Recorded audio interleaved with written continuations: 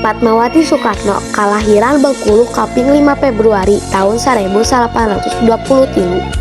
Wafat di Kuala Lumpur, Malaysia kaping 14 Mei tahun 1880. Fatmawati mangrupikeun bojo Presiden Insinyur Soekarno Presiden RI nu kahiji.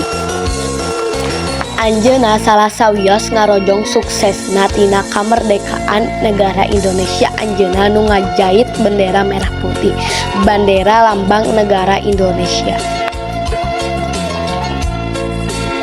A few moments later. Oke teman-teman, terima kasih sudah menonton videonya.